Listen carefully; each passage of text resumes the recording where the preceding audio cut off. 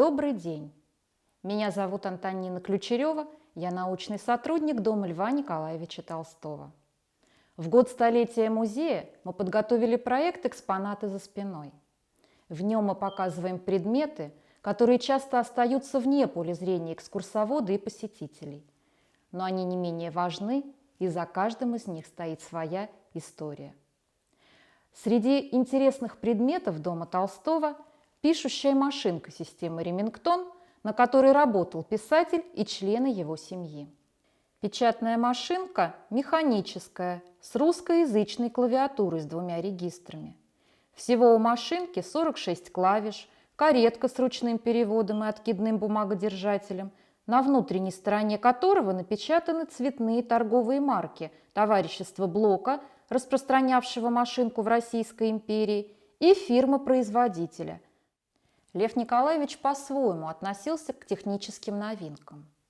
Он отстаивал точку зрения простого мужика, считая, что прогресс только тогда становится прогрессом, когда в его основу положены нравственные принципы.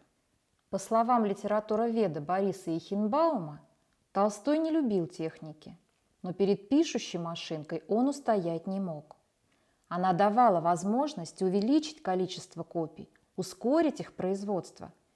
И вот в Ясной Поляне, принципиально отгородившись от цивилизации, появляется машина Ремингтон. И Толстой, пользуясь ее услугами, переделывает каждую страницу рукописи по 5, по 10 раз.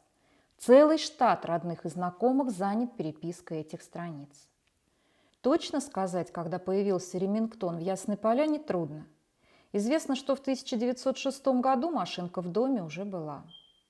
В яснополянских записках домашнего врача Душана Петровича Маковецкого есть запись, сделанная 25 октября 1906 года.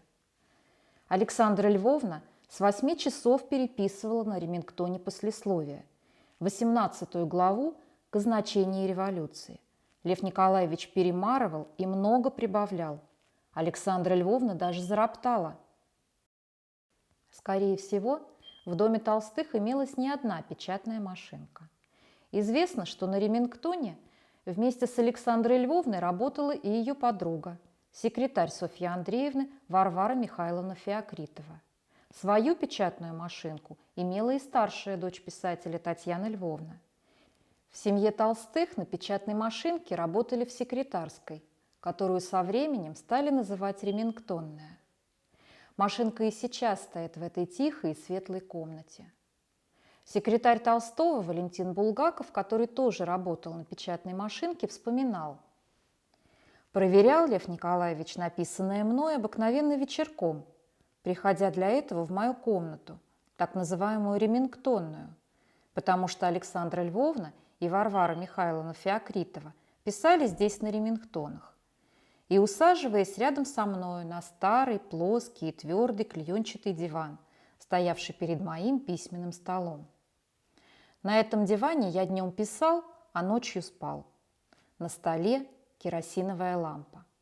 Лев Николаевич склонялся близко, голова к голове, над рукописью, а я любовался сбоку его прекрасным, одухотворенным старческим лицом и ярко освещенной из-под абажура необыкновенно опрятной и тщательно расчесанной седой бородой».